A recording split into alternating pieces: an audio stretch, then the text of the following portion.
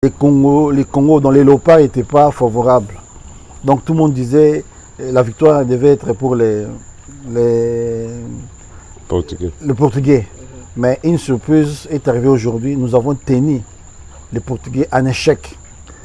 Cristiano Ronaldo n'a pas pu bouger. Donc c'est un exploit extraordinaire. Pour nous, c'est historique. Après 52 ans, donc jouer contre le Portugal, ce n'était pas une petite équipe. Ouais. Même s'il y a eu des pronostics très positifs au début de la rencontre, où une semaine avant, un mois avant, on va battre le Portugal 2-0, 3-0, tout ça. Mais on savait déjà que non. Le Portugal, c'est quand même un gros morceau, tu vois. Donc, vous avez pas mal de joueurs portugais qui jouent dans la Premier League, Ligue d'élite. On peut aussi Ronaldo qui joue en Arabie Saoudite. Donc ce n'était pas n'importe quelle équipe. Mais tenir le Portugal, un but partout, vraiment bravo à nos léopards. Non mais le message est très clair et très positif. Donc premièrement sur le plan diplomatique et touristique, aujourd'hui tout le monde parle de la RDC. Vous voyez les jours où ils sont arrivés les joueurs, la façon dont ils étaient habillés, très beau.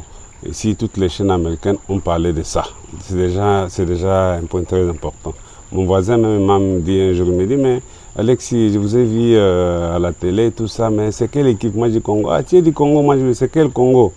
Moi, je dis, oh, lui connaissait que les Zaïre. Oui, voilà. Donc ça, c'est très important, première chose. Deuxième chose, le football, moi, j'ai senti que le football a réuni les Congolais. Vous voyez? Que ce soit nos frères qui sont à l'Est, je peux imaginer combien ils étaient vraiment aux anges. J'étais dans la salle aujourd'hui quand le chef est arrivé. Donc il y avait des mamans, j'avais constaté des mamans qui parlaient un peu, tu vois, un peu comme en opposition, voilà, tout ça. Ce qui s'est passé au niveau des sit-ins. Mais quand le président de la République arrive dans la salle, il faut voir comment les mamans ont chanté. Donc il a même le charisme.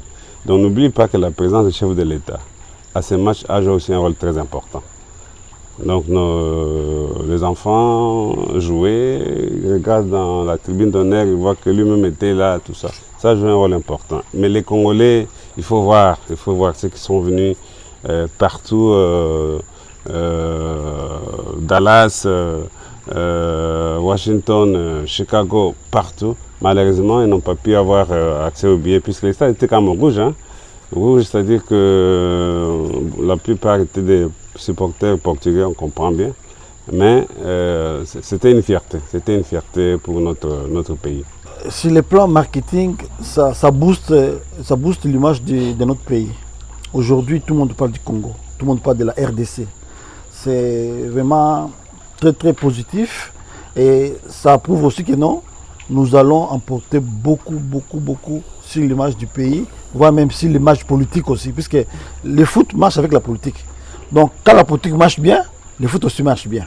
Donc aujourd'hui, c'est un coup de chapeau au chef de l'État, Félix Antoine Tshisekedi Tshilombo Fachi Béton, et puis sa présence même sur le terrain, c'était aussi vraiment un soutien total pour le peuple, pour les léopards eux-mêmes, et toute la diaspora congolaise est arrivée.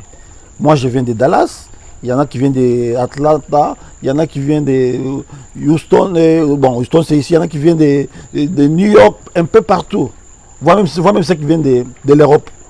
En tout cas, c'est un bon message, vraiment. Nous allons soutenir notre équipe nationale. Nous sommes derrière les chefs de l'État, nous sommes derrière l'équipe nationale pour que l'image de notre pays rayonne encore sur le plan international. Vous avez vu ce que ça fait comme effet à Goma. J'ai vu les Congolais chanter l'hymne national.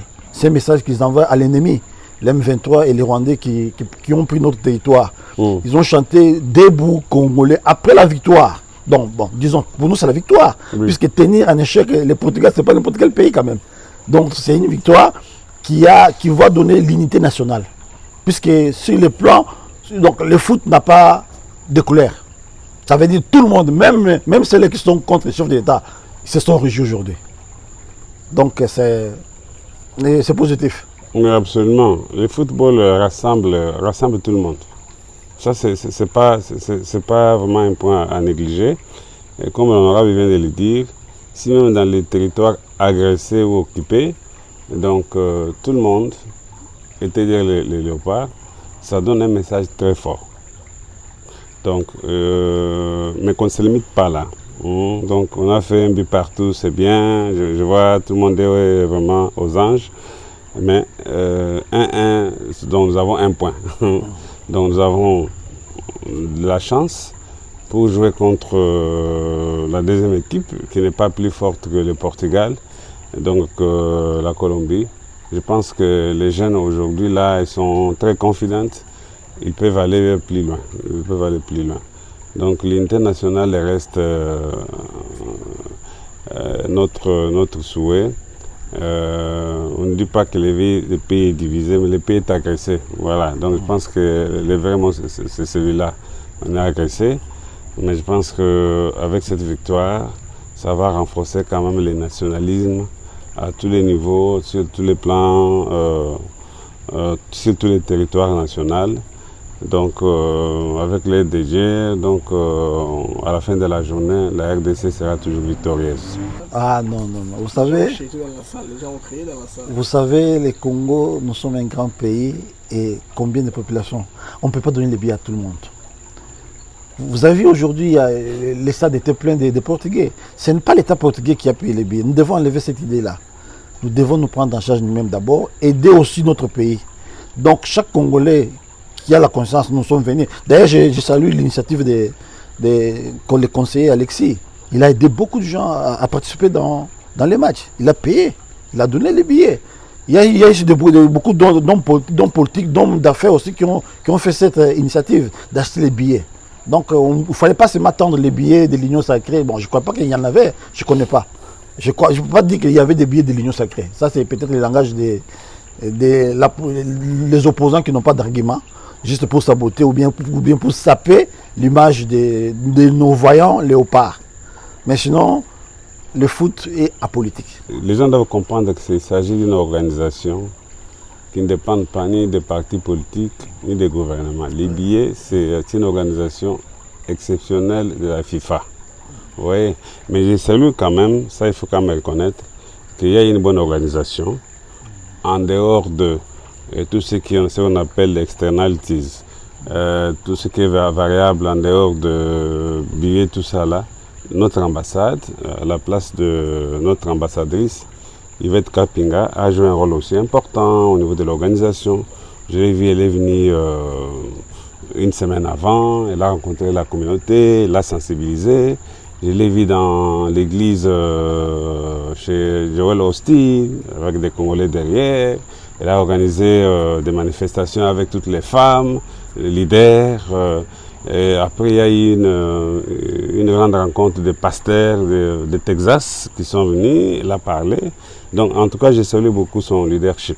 Je pense qu'il y a des gens...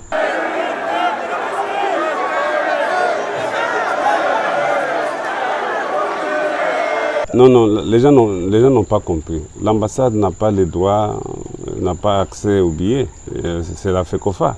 Donc la FIFA donne les billets, une certaine portion des billets au niveau de la fédération congolaise. C'est à partir de la fédération congolaise que les gens pouvaient s'enquérir des billets.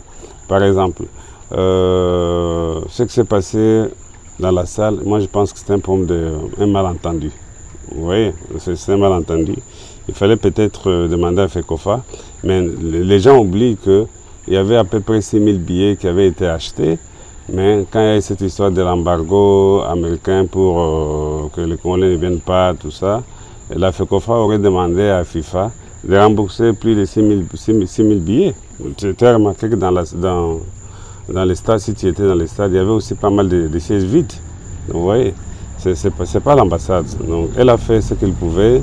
Elle a essayé de rassembler les gens. Elle a participé avec les Congolais, avec le ministère bien sûr du Tourisme, pour les fan zones. Vous pouvez voir. C'est la première fois. Moi, je connais à peu près 3 ambassadeurs ici. 3 ambassadeurs de la RDC ici. Je pense qu'en dehors de l'ambassadeur François Balmoun qui est en Inde, c'est le deuxième ambassadeur ou la deuxième ambassadrice qui essaie de s'approcher aussi des Congolais, comprend bien leur situation, et puis ils se mixent quand même dans tout ce qui est des soucis au niveau des Congolais. Ça, j'ai beaucoup apprécié. Donc, c'est quand même une femme leader, quoi, d'après mon observation. Ouais, en tout cas, merci pour l'initiative. Le mot de la fin, je peux dire seulement merci à tous les Congolais de la diaspora, des États-Unis et de partout, qui se sont déplacés pour soutenir nos fameux, nos léopards.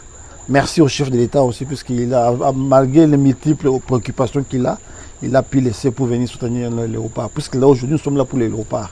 Je remercie aussi les conseillers spéciaux, Alexis, pour l'encadrement et tout ce qu'il a fait au niveau de Houston, pour qu'aujourd'hui, cette journée soit une réussite. Donc, je remercie tout le monde.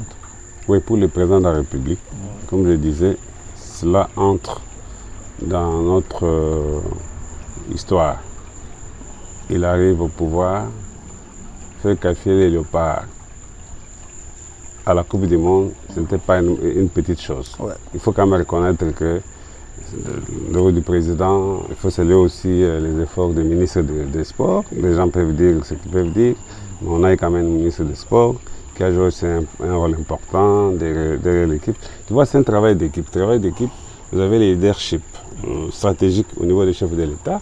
Et puis en dehors des chefs, vous avez le cercle de sport. Il faut remercier aussi la FECOFA, sans oublier notre entraîneur Sébastien et tous les joueurs qui ont contribué aujourd'hui à cette victoire.